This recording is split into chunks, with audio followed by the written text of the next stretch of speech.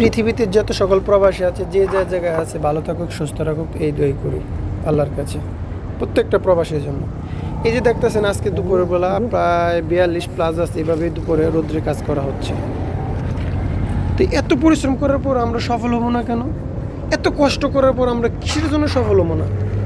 হ্যাঁ, ফ্যামিলিকে যা দেওয়ার দরকার তা দেন। ফ্যামিলিকে 1000বার দেখতে হইব, বাবা মাকে যতদিন বাইসা থেকে দুনিয়াতে অতদিন দেখতে হইব।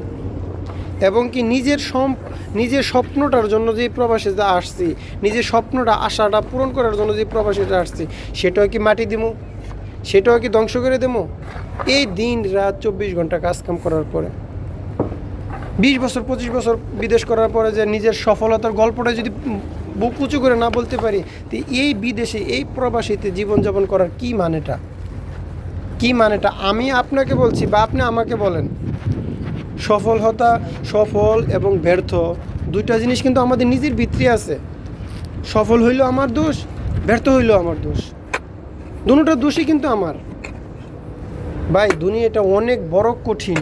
আমরা প্রবাসীরা যদি এটা না বুঝি তাহলে কেউ বুঝবে না এই পৃথিবীতে। দেশ থেকে তো বলবোই, দেশ থেকে, পরিবার থেকে, আত্মীয় স্বজন থেকে বলবে যে এটা করো, ওটা করো, এটা করার বাকি, ওটা করার বাকি, তারপরে করো। ভাই, নিজের চিন্তাটা করেন। আমি বলি না যে সম্পূর্ণ কিছু নিজের চিন্তা করেন, ফ্যামিলিকেও দেখেন, নিজের চিন্তাও করেন। আমি আপনি সবাই প্রবাসী, যদি না বুঝি কে বুঝবে?